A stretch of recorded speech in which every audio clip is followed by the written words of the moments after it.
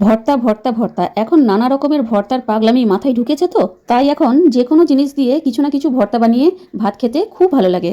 আমরা মানে প্রত্যেক বাড়ির মহিলারা সকাল থেকে কাজের মধ্যে এতটাই ব্যস্ত থাকি যে সকাল থেকেই সেরকম কিছু খাওয়া দাওয়া হয় না, কিন্তু দুপুরে ভাতের সাথে এইরকম একটা ভর্তা পাওয়া গেলে কিন্তু মনটা খুবই আনন্দে ভরে ওঠে। আগে আমি এত রকমের ভর্তা বানাতে জানতাম না, কিন্তু এখন নানা রকমের ভর্তা বানাতে শিখেছি। আজ সেরকমই একটা ভর্তা রেসিপি শেয়ার করছি, যেটা খেলে মন প্রাণ তৃপ্তি হবে। মনে হবে যেন আজ খুবই আনন্দে মন প্রাণ ভরে দুটি ভাত খেলাম। প্রথমে কড়াইয়ে তেল ছাড়া শুকনো খোলায় ভেজে নেব একটুখানি পাঁচফোড়ন, তার সাথে হাফ চামচ কালো জিরে। যখন ফোড়নের কালারটা একটু চেঞ্জ হয়ে যাবে আর একটা সুঘ্রাণ চারদিকে ছড়িয়ে পড়বে, ঠিক সেই সময়ে গ্যাসের ফ্লেমটা বন্ধ করে কিছুক্ষণ কড়াইয়ের মধ্যে এটা রেখে একটু ঠান্ডা করে নেব। এবার এই ফোড়নটা শিলের উপরে ঢেলে দিলাম।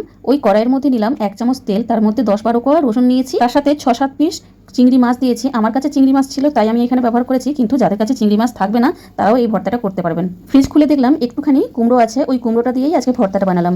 কুমড়োটাকে ডুমো করে কেটে নিয়েছি, সাথে দিয়েছি একটা গোটা পেঁয়াজ কুচি। যারা যেরকম ঝাল খেতে পছন্দ করে সেই হিসেবে কাঁচা লঙ্কা, সাথে স্বাদ অনুসারে লবণ, একটুখানি হলুদ গুঁড়ো, একটুখানি লঙ্কা গুঁড়ো আর একটুখানি জিরে গুঁড়ো দিয়েছি।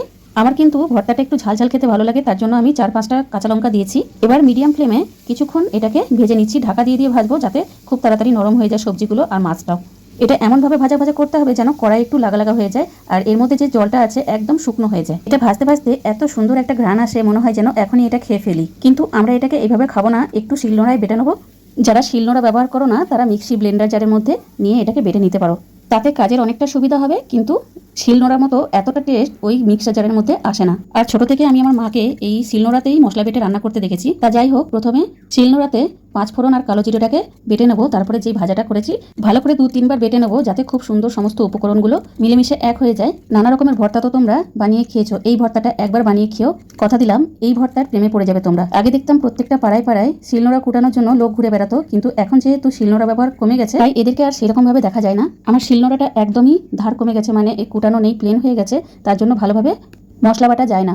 দেখো ভর্তাটা আমার তৈরি হয়ে গেছে। এবার আমি ভর্তার উপরে একটুখানি কাঁচা সর্ষের তেল ছড়িয়ে নিচ্ছি, এতে কিন্তু ভর্তার টেস্টটা আরো বেড়ে যাবে। আর শিলনোড়ার মধ্যে যে ভর্তাটা লেগে আছে সেটাও আমি ছাড়বো না, সেটার মধ্যে একটু ভাত মাখিয়ে নিচ্ছি। তো বন্ধুরা, এই ভর্তা রেসিপিটা যদি ভালো লাগে তাহলে ভিডিওটা বেশি বেশি করে তোমাদের বন্ধুবান্ধব ও রিলেটিভদের মধ্যে শেয়ার করে দাও।